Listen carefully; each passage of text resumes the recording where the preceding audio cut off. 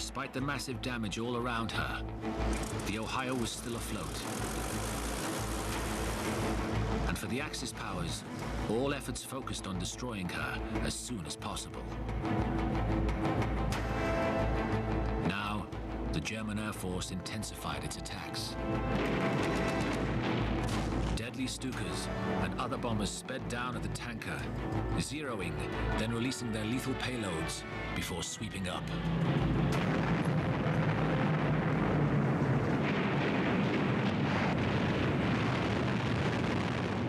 60 dives in all rained down at the Ohio. Near misses buckled the tanker's plates. Another filled her prow with water. A crippled aircraft skidded across the waves and slammed into the ship's sides, its wings breaking up across the Ohio's decks.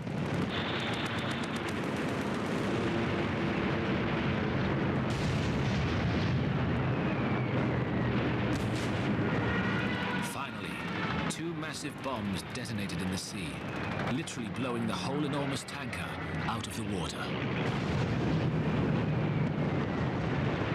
It was a bit hairy because they were lifting the ship out of the water and she was sort of shuddering when you come down, and you were stood on the deck and your feet were leaving the deck. The bombs were that close. The bombs may not have sunk the tanker, but they had inflicted critical damage. For the force of the blast blew out the fires of the ship's boilers and shut her down. The Ohio was afloat, but powerless to move. With no way of going forward, she was a sitting target, adrift, her mission seemingly doomed. And sure enough, at that moment, Mussolini sent in his state-of-the-art navy, the deadly Regia Marina. On his direct orders, a force of battleships, cruisers and destroyers sailed directly towards the convoy to finish it off and seize the prize of sending Pedestal to the bottom of the ocean.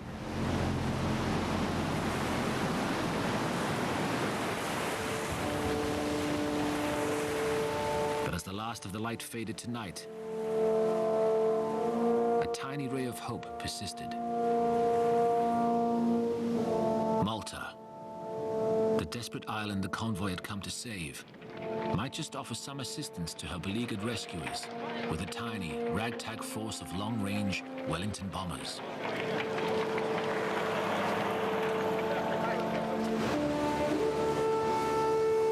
In an abrupt change of roles, Pedestal's commanders sent an emergency plea to Malta's Air Vice Marshal. It was a desperate initiative, and even if Malta's Air Force could be mustered in time, it would have to reckon with the Luftwaffe air cover of Mussolini's battleships. Nevertheless, there would be one last bid to avert disaster. With extraordinary daring, Malta's RAF now set about a classic deception. The Wellington bombers were ordered to fly over the advancing Italian fleet and start bombing.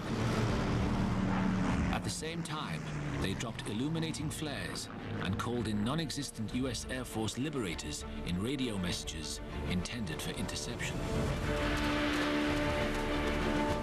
To Italian ears, it now seemed that a massive Allied air force was on its way to obliterate Mussolini's prized Regia Marina, for once unprotected by the Luftwaffe. Within hours, and to the astonishment of Pedestal's commanders and the RAF on Malta, the Italian fleet abruptly changed course, steaming directly away from the convoy and back to port. It had been stood down by Il Duce himself. Pedestal was still in with a chance. But there would be little time for celebration. If the Italians had no appetite for the fight, the Germans were determined to see the Ohio on the floor of the Med, and, within hours, the Luftwaffe swept in to finish off the convoy.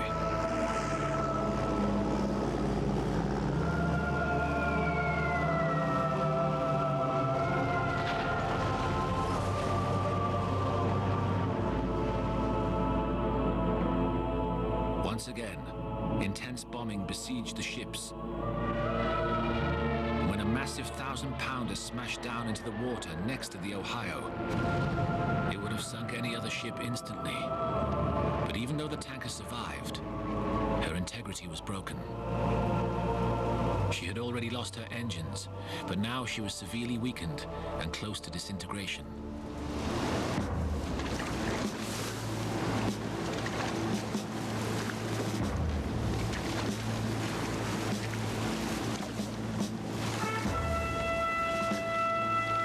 With great reluctance, the Ohio's master, Captain Mason, ordered his men off the ship.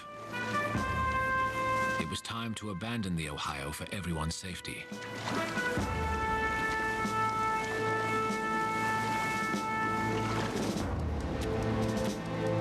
But while she was afloat, there was hope that she could somehow be salvaged. And with 90 miles still to go to Malta, keeping the tanker moving was all that mattered. The only solution was that the Ohio would have to be towed. But this seemingly straightforward operation turned out to be impossible, for one very simple reason. She couldn't make any headway because when the big bomb hit us, it jammed the rudder. So we were just swinging around to port all the time. And when she tried to tow us, the Ohio was taking the destroyer around. She was just going round in circles. With all their attention on getting the stalled Ohio back on course, the pedestal convoy was now extremely vulnerable.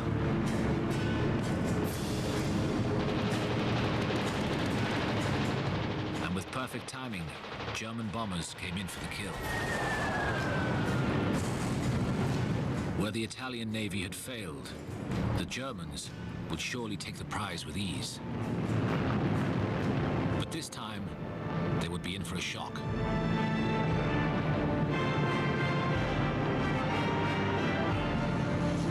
For Pedestal had, by now, just scraped to within range of Malta's Spitfires.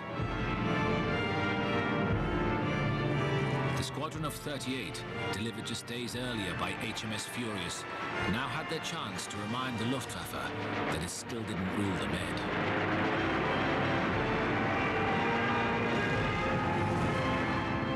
With the convoy's tormentors in their sights, sortie after sortie now came screaming over the horizon.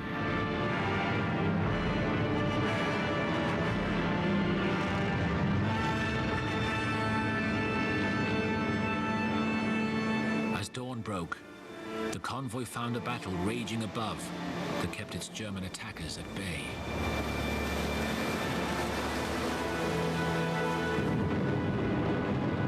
Bolstered by the Spitfires, the crew reboarded the Ohio and took to her guns, blasting the air with as much flak as they could. Joined by volunteers from other ships, the great tanker was back in business and giving as good as she got.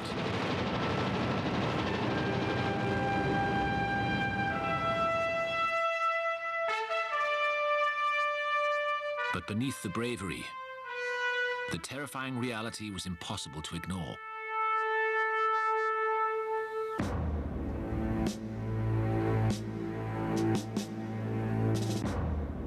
For in the bowels of the great ship, Captain Mason was assessing her chances. It was a sobering sight. Her back broken and hull sections at bursting point, the Ohio was on the verge of disintegration. Mason told his officers that in 12 hours, she would come apart, regardless of enemy action. The possibility loomed that she would break up and sink within sight of Malta.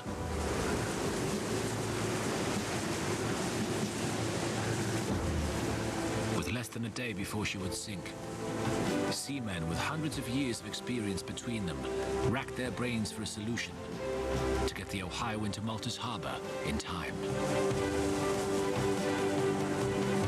Finally, they'd decided to gamble on an idea that would have been ridiculed just hours before. And it was Baines, our captain's suggestion, that we lash ourselves alongside the Ohio and use the whole thing as a kind of trimaran. It was a wildly ungainly proposal. To build an improvised trimaran on the open sea by lashing together a sinking oil tanker and 2 destroyers. But there was nothing for it but to risk it. And so the destroyers, HMS Bremen and HMS Penn, shouldered the stricken Ohio, each lashed to opposing sides. Buoying her up, they nudged her forward with their relatively light engines. With agonizing slowness, the trio limped in the direction of Malta as the tanker's final minutes ticked by. Now, it was a race against time. As the convoy pressed on into the dusk, misty shapes took form on the horizon. The cliffs of Malta. Exhaustion was now seizing the men of the convoy. Some had not slept for nearly a week. Many had eaten only a few biscuits, surviving merely on adrenaline. I was on watch during the last night, and I suddenly saw an old friend on the side of the bridge, and I held out my hand to him and said, "Good Lord, I haven't seen you for ages." It turned out to be a searchlight. By that time, we were hallucinating, and that, I think, was fairly common.